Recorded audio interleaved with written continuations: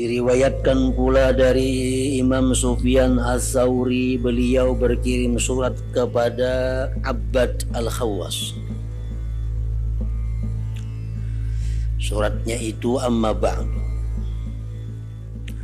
engkau sekarang ini berada di zaman, di masa yang para sahabat Rasulullah Sallallahu Alaihi Wasallam dulu memohon perlindungan Allah agar jangan sampai sempat mengalaminya. Menurut apa yang kudengar, para sahabat itu mempunyai ilmu yang sempurna yang kita semua tidak memilikinya. Lalu bagaimanakah keadaan kita di saat kita mengalami zaman itu? Padahal kita tidak mempunyai ilmu seperti yang dipunyai para sahabat, dan sedikit sekali kesabaran kita. Sedikit pula orang yang mau membantu untuk melakukan kebaikan, serta keruhnya persoalan dunia dan rusaknya masyarakat muslimin.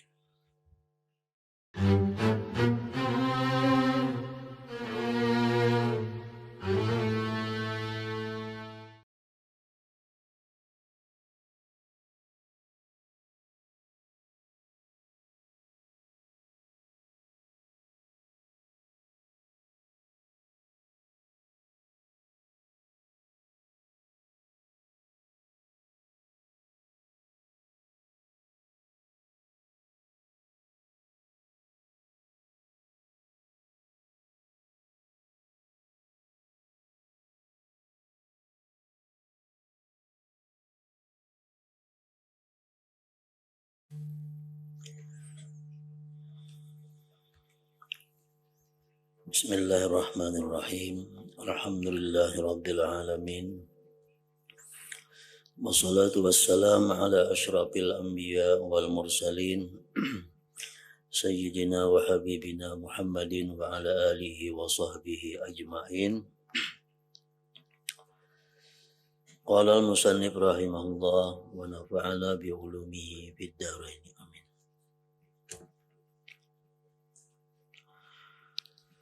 Orang-orang dahulu yang saleh-saleh, para salafus salihin, semoga Allah meridai mereka, telah sepakat, orang-orang saleh yang dahulu telah sepakat untuk memperingatkan para muslimin terhadap zaman fitnah dan ahlinya.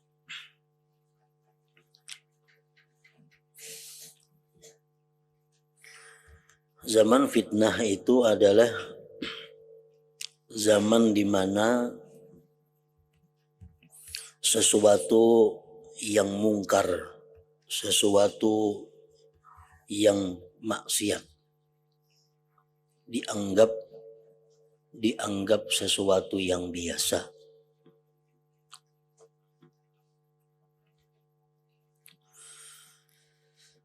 Sesuatu yang kebaikan,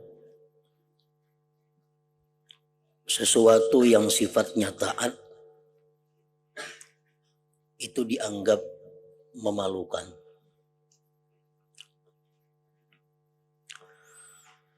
Di mana orang-orang sudah sulit menghindar atau menjauh daripada perbuatan dosa. Nah, itulah yang dimaksud dengan masa-masa fitnah. Zaman-zaman fitnah.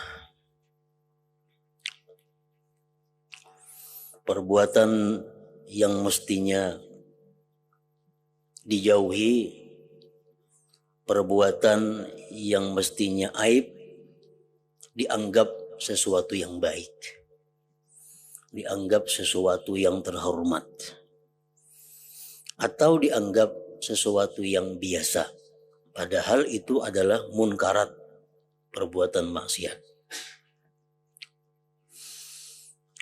Orang-orang sudah malu melakukan perkara yang baik. Orang-orang sudah merasa supan, merasa kada nyaman melakukan perbuatan taat. Sulit menjauh atau menghindar daripada maksiat. Nah, itu disebut sudah masanya masa fitnah.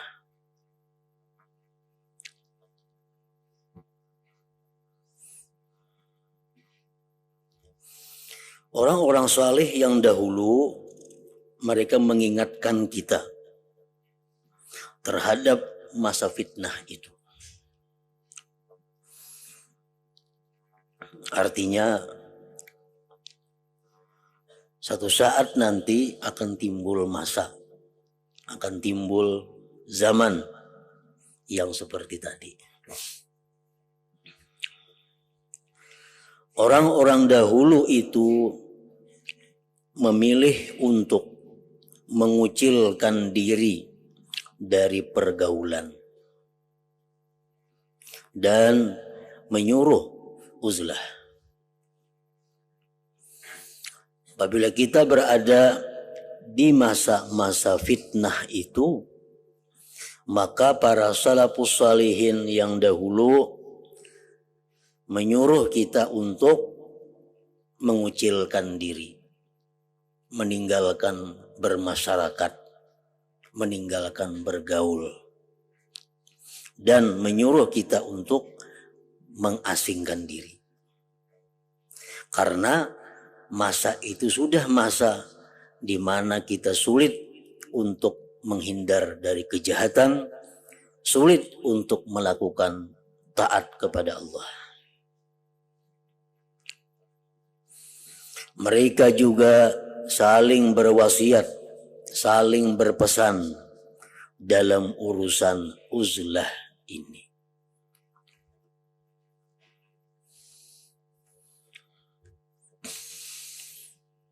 Tentu kita tidak akan ragu lagi bahwa orang-orang dahulu yang salih-salih itu lebih awas, lebih waspada, lebih hati-hati, dan lebih mempunyai kehendak atau maksud yang baik terhadap kita daripada yang lainnya. Dan perlu engkau ketahui bahwa zaman sesudah zaman mereka tidak bisa dianggap lebih baik ketimbang zaman yang telah ada. Sebaliknya pasti lebih buruk dan lebih pahit dibandingkan dengan zaman yang telah lewat itu.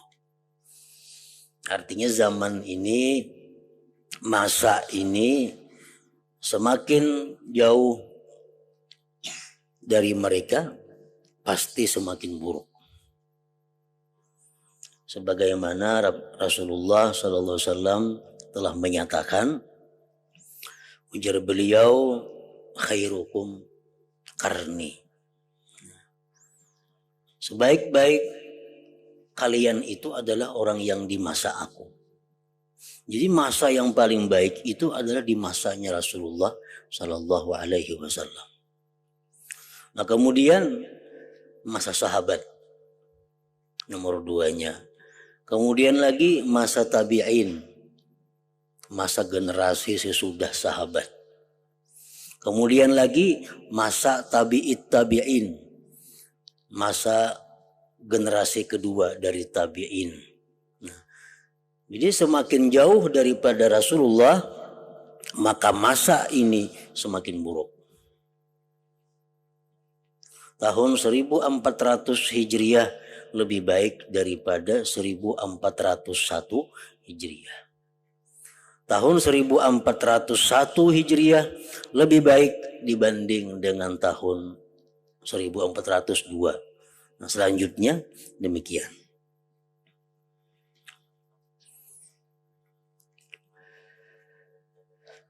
Apa yang kuterangkan ini, ujar pengarang nih, kudapatkan dari Yusuf bin Asbad. Kata beliau, aku pernah mendengar Imam Sufyan Ats-Tsauri berkata, demi Allah yang tiada Tuhan selainnya, di zaman ini, di zaman beliau, uzlah itu halal. Di zaman Imam Sufyan Tsauri, kalau ada khilaf itu abad kedua.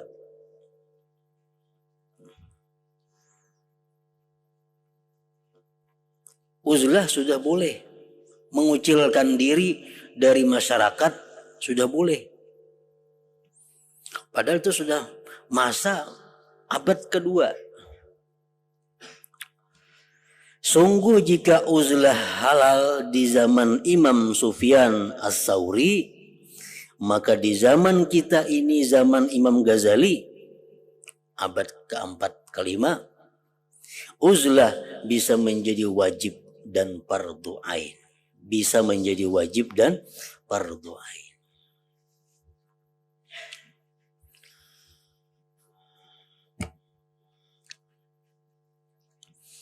Jadi artinya, kalau kita ingin bisa lurus dalam taat, bisa selalu aktif beribadah kepada Allah, itu jalan yang dipilih mesti adalah mengucilkan diri atau mengasingkan diri dari pergaulan. Sebab dengan bergaul kita akan sulit menghindar daripada perbuatan maksiat dan kita sulit untuk bisa istiqamah, sulit untuk bisa terus-menerus dalam ibadah kepada Allah Subhanahu wa ta'ala.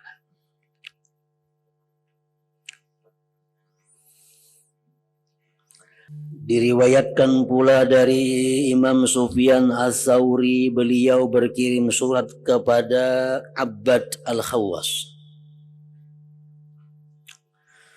Suratnya itu, amma ba'du, engkau sekarang ini berada di zaman, di masa yang para sahabat Rasulullah Sallallahu Alaihi Wasallam dulu memohon perlindungan Allah agar jangan sampai sempat mengalaminya. Menurut apa yang kudengar, para sahabat itu mempunyai ilmu yang sempurna yang kita semua tidak memilikinya. Lalu bagaimanakah keadaan kita di saat kita mengalami zaman itu? Padahal kita tidak mempunyai ilmu seperti yang dipunyai para sahabat, dan sedikit sekali kesabaran kita. Sedikit pula orang yang mau membantu untuk melakukan kebaikan, serta keruhnya persoalan dunia dan rusaknya masyarakat muslimin.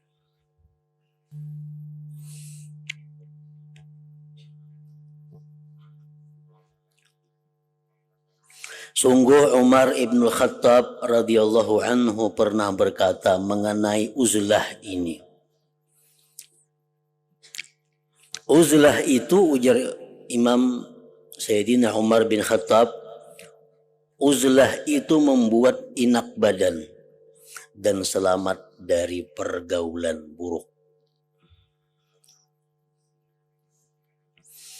Semisal perkataan ini, sebagaimana ulama membuat syair, hadzal zamanul ladzi kunna nuhadhiruhu fi qauli Ka'bin wa fi qauli Ibn Mas'udi, dahrun bihil haqqu mardudun bi ajma'ihi wal zulmu wal baghyu fihi ghairu mardudi, a'mau asammu minal azmani multabisun fihi li iblisa taswibun wa tas'idun, indama hadza wa lam yahdus lahu ghayru lam yubka mayyitun walam yufrah bimauludi.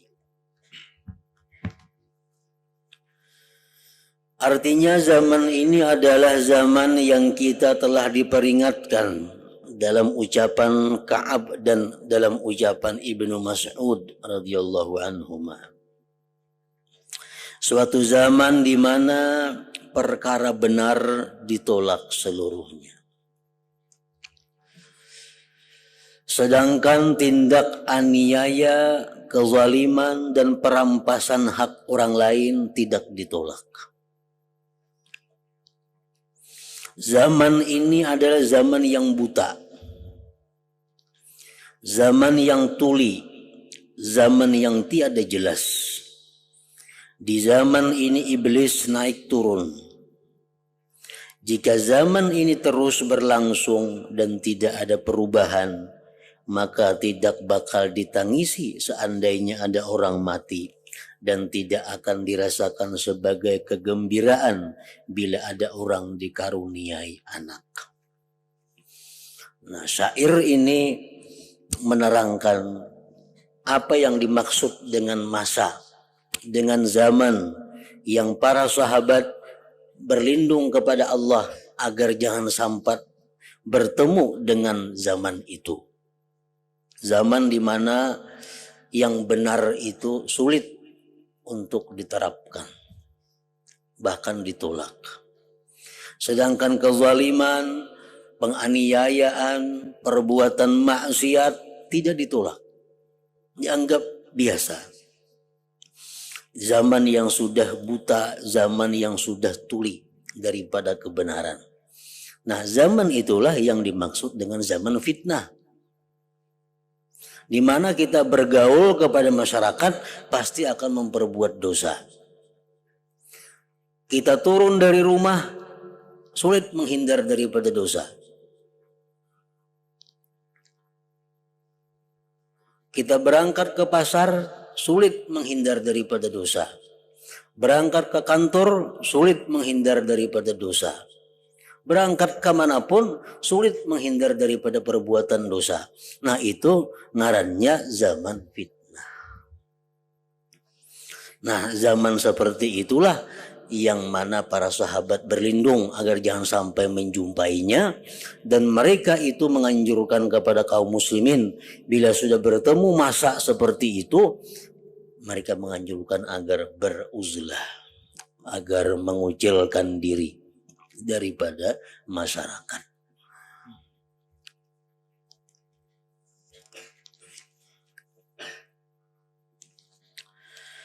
Sungguh aku telah menemukan dari Imam Sufyan bin Uyainah. Beliau berkata, aku berkata kepada Imam Sufyan As-Tsauri. Ujar Imam Sufyan bin Uyainah kepada As-Tsauri, berilah aku wasiat. Sufyan As-Tsauri berkata, persedikitlah mengenal manusia.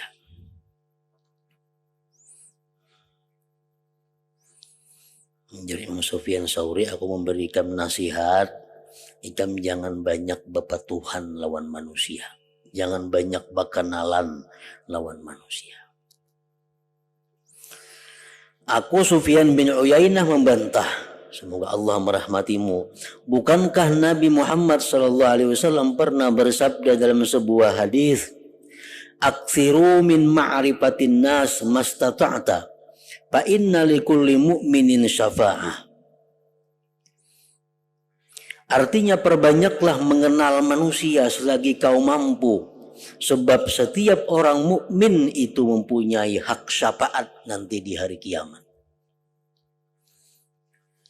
Wahai Sufyan Tsauri, engkau tadi berpesan kepadaku agar jangan banyak bepatuhan lawan manusia, jangan banyak berkenalan lawan manusia. Maka ujar Nabi, perbanyaklah bepatuhan lawan manusia, karena setiap orang mukmin itu ada mempunyai syafaat di akhirat. Ini bertentangan. Nah, Sufyan As-Tsauri menjawab, kalau engkau menghadapi perkara yang engkau benci, tentu biasanya timbul dari orang yang kau kenal. Yang terbanyak yang menipu kita orang yang patuh. Orang yang terbanyak yang mengecewakan kita orang yang kita kenal. Kawan kita, pepatuhan kita. Orang yang paling banyak menyakiti hati kita, pepatuhan kita. Orang yang kada kita kenal itu jarang mereka itu membuat kita kecewa. Orang yang kita kada patuh itu jarang menyakiti hati kita. Orang yang kita kada patuh itu jarang mengganggu kita. Biasanya yang mengganggu kita, menyakiti kita, menyusahkan kita, mengecewakan kita orang yang kita patuh, orang yang kita kenal.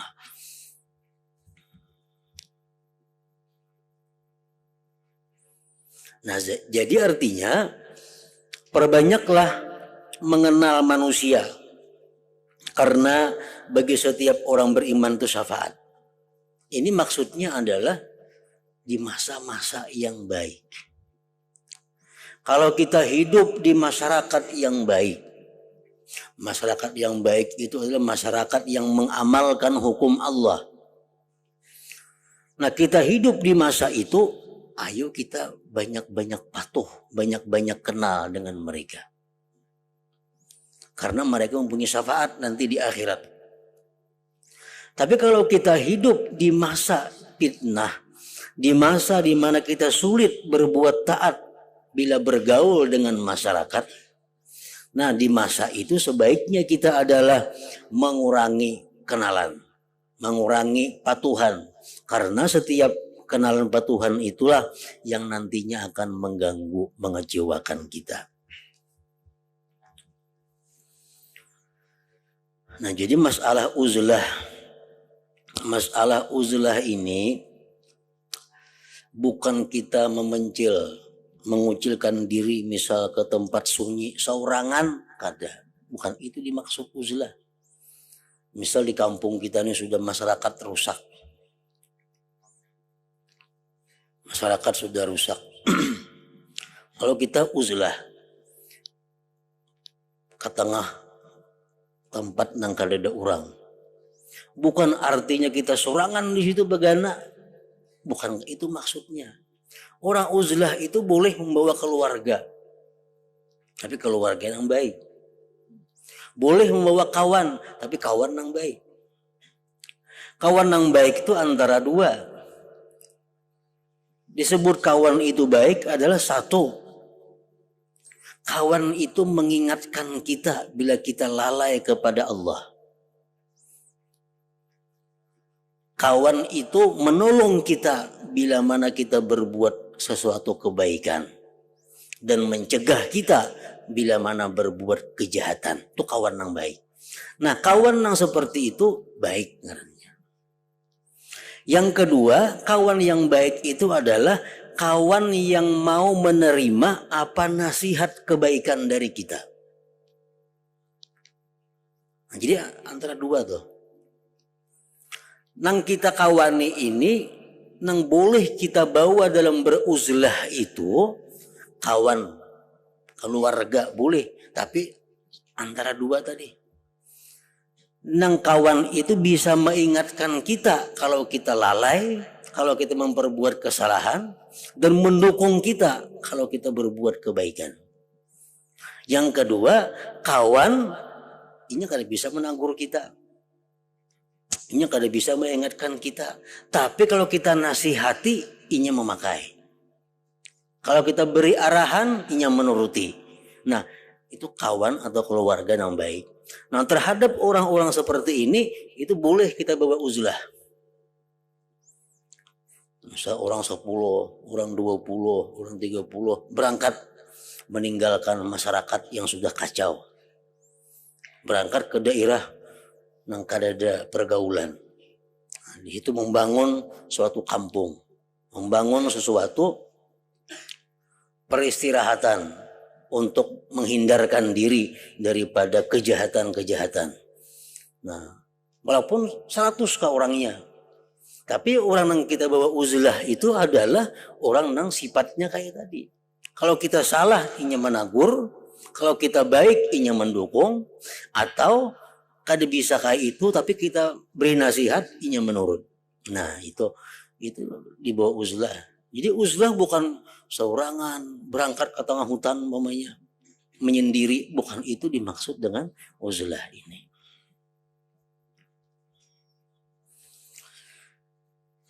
Jadi uzlah itu adalah sesuatu yang sifatnya penyelamatan. Oleh karena itu para ulama banyak menentukan persyaratan-persyaratan kapan kita mesti uzlah, kapan kita mesti bermasyarakat.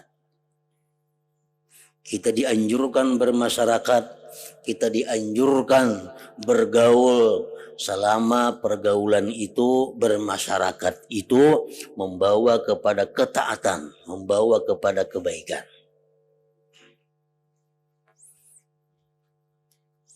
Kalau kampung kita baik umpamanya, masyarakat kita ini baik, di kampung kita itu berbuat ibadah nyaman, di kampung kita itu berbuat taat nyaman, di kampung kita itu jarang orang-orang melakukan maksiat secara terbuka. Ya, maksiat ini membuat berbahaya bila mana maksiat itu sudah dilakukan secara terbuka dan sudah dianggap wajar. Nah ini sudah berbahaya, sudah masa fitnah. Nah, di zaman dahulu 60 tahun, 50 tahun, 40 tahun telah lalu kisah orang-orang Bahari itu di Nagara contohnya. Nah di Nagara itu kalau bebinian tuh, di situ ada rumah ada kayak wah ini bewisi-wisi di rumah. Bila kaparluan tuh kabatang banyu.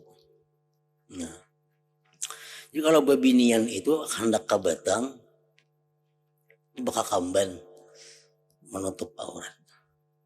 Kenapa kakamban lu tagugur? Kada sengaja. Kakamban lu tagugur, kelihatan rambut.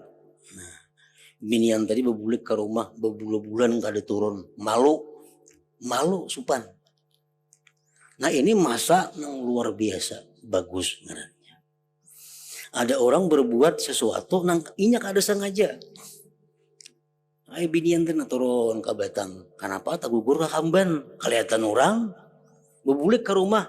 Mbah itu supan bebulan-bulan kada turun lagi ke batang itu. Nah ini zaman yang bagus. Lain halnya dengan masa yang disebut masa fitnah. Zaman fitnah itu orang bangga menampilkan aurat, babang hijau lagi rambutnya. Ini masa fitnah. Bulang bulik di tengah kartak, bakal kamban kada, besolawar handap bini-bini, baju singlet.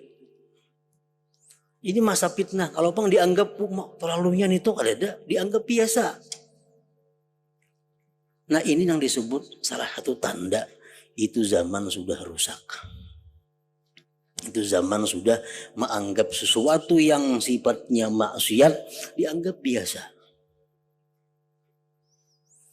Nah di zaman dahulu, contoh zaman dahulu lebih baik daripada zaman sekarang. Zaman sekarang lebih baik daripada zaman yang akan datang. Orang dahulu, kada dahulu bana bang. Kalau orang tuh belajar mengaji, kanak-kanaknya belajar mengaji, lu ke rumah ada guru spesial guru mengaji. Kenapa sih kanak ini membuat Quran? Kan membuat Quran belajar mengaji. Tagugur Quran itu, tagugur bukan sengaja menggugurkan, nggak ada tagugur Quran nih, tagugur berselamatan. Menjadi doa selamat, nukar lapat, nukar apakah? Ngasih guru membacakan doa selamat. Kenapa? Takutan Quran tadi tagugur. Kalau kau membawa bala, kalau membawa kutukan Allah. Padahal Quran tagugur itu kada sengaja. Itu dimana orang-orang dahulu sangat mengagungkan, sangat memuliakan Al-Quran itu. Nah di masa selanjutnya di masa akan datang semakin kurang penghormatan kepada Al-Quran. Quran dianak di lantai, mandak betimbai. Ini satu tanda bahwa zaman tuh lebih baik zaman yang dulu daripada zaman sekarang. Dan zaman sekarang lebih baik daripada zaman akan datang. Semakin jauh itu zaman daripada Rasulullah SAW, tentu semakin kada baik. Semakin jauh daripada cahaya Rasulullah Sallallahu Alaihi Wasallam. Nah, di zaman-zaman nang fitnah ini kita disuruh untuk menyelamatkan diri. Jangan terbawa zaman itu. Disuruh kita mengucilkan diri, disuruh kita bergaul. Kenapa? Supaya menjaga diri. Dan orang-orang yang mengucilkan diri itu, orang-orang yang beruzlah itu, ada aturan-aturan, ada niat-niat yang mesti dilaksanakan. Kada sembarang mengasingkan diri. Nah, antara lain niatnya orang mengucilkan diri, mengasingkan diri itu, niatnya apa? Kappu syarri nafsihi anin nas. Itu contohnya. Kappu syarri nafsihi anin nas. Kenapa aku mengucilkan diri dari masyarakat? Kenapa aku pindah dari sini ke tempat nang sunyi? Untuk menahan kejahatan diriku terhadap manusia. Karena kalau aku masih bermasyarakat, mungkin kini aku menggibah orang. Mungkin kini aku memfitnah orang. Mungkin karena aku dengki kepada orang. Mungkin karena aku ini kepada orang. Jadi aku mengasingkan diri ini ada tujuannya apa? Untuk menahan kejahatan diriku. Jangan sampai kena orang lain. Nah, itu satu niatnya. Yang kedua niatnya itu adalah talabus salamah min syarril asrar. Mencari selamat dari kejahatan orang-orang yang jahat.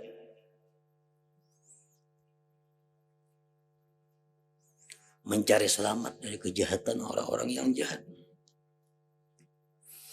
Yang ketiga, kita beruzlah tujuannya apa? Karena menghindari al-khalas minal qusur fi hukukil muslimin.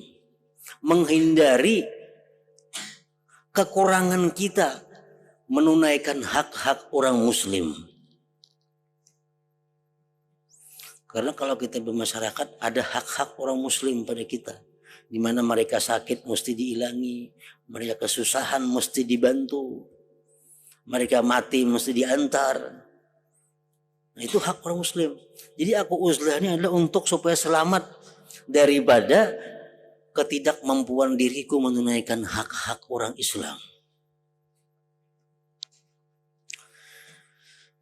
Nah, yang keempat, uzlah itu adalah tujuannya apa? Untuk bisa meluruskan, mengaktifkan, merutinkan ibadah. Bila aku masih bergaul di masyarakat, ibadahku kada kawa rutin. Ibadahku kada kawa terus menerus karena banyak gangguan macam-macam.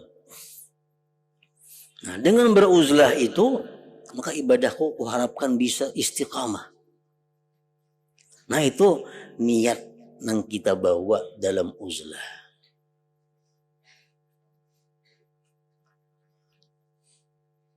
Dan untuk uzlah ini kada ada ketentuannya. Sebulan kada, setahun kada, sehari boleh uzlah. Misal aku kalaunya seminggu ini aku 2 hari naik ke gunung atau naik ke dusun membawa keluarga. Dalam 2 hari itu aku mengkhususkan diriku untuk ibadah kepada Allah, memutuskan hubungan dari segala macam bentuk kejahatan-kejahatan dan hal-hal yang berpotensi membawa kepada kejahatan. Lalu misal bila hari Jumat atau hari Ahad, dia berangkat bersama keluarganya ke satu daerah yang ada pergaulan manusia. Nah, dalam 2 hari dia beribadah kepada Allah Ta'ala. Karena sudah 2 hari boleh pulang ke kampung. Nah, itu boleh uzlah seperti itu. Nah, jadi niatnya uzlah kayak tadi. Dan dalam uzlah itu ada hal-hal yang mesti dilakukan. Pertama, dalam uzlah itu jangan mencari-cari berita-berita yang ada di masyarakat.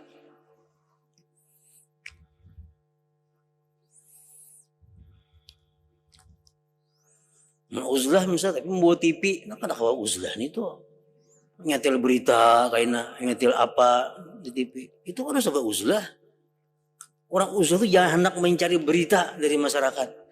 Supaya apa? Supaya ibadah jangan terganggu. Kalau banyak berita, ibadah jadi kada terurus lagi. Jangan mengaktifkan handphone. Kalaunya beruzlah itu. Masih membuka handphone di kampung. Apa ganda? Jadi khusus yang dilakukan itu adalah beribadah kepada Allah dan menjauhi kejahatan-kejahatan. Nah, ini dituntut kalau kita hendak istiqamah, kalau kita hendak bisa terus-menerus beribadah kepada Allah.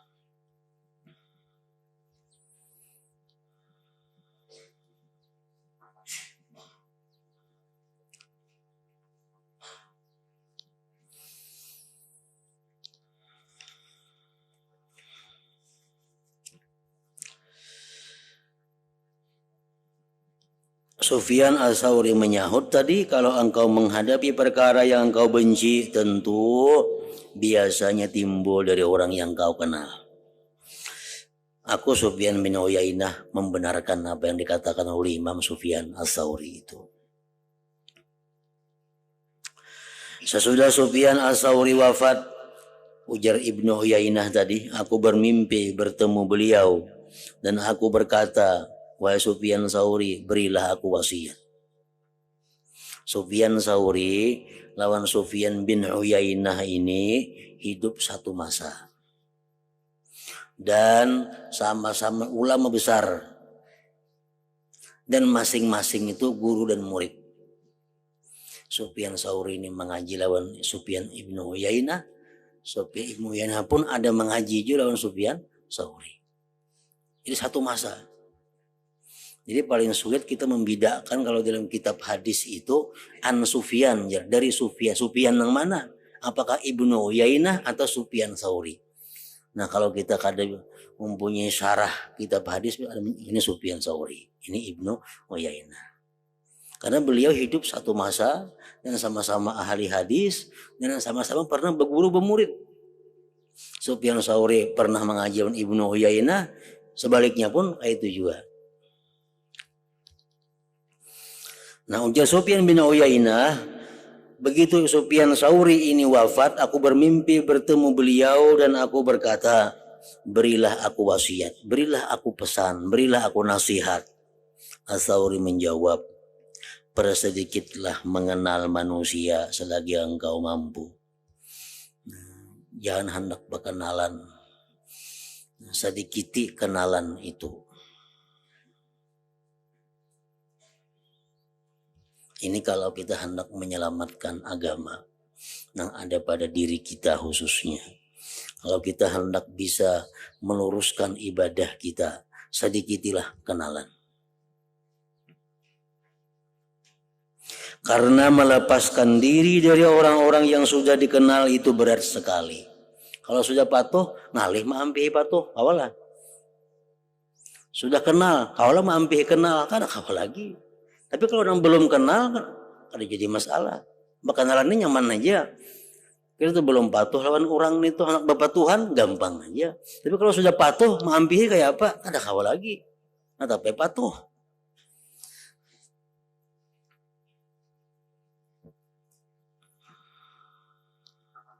Jadi bergaul itu baik. Kalau pergaulannya itu adalah membawa ibadah. Dan bergaul kepada kawan yang baik lebih baik daripada uzlah, daripada menyendiri.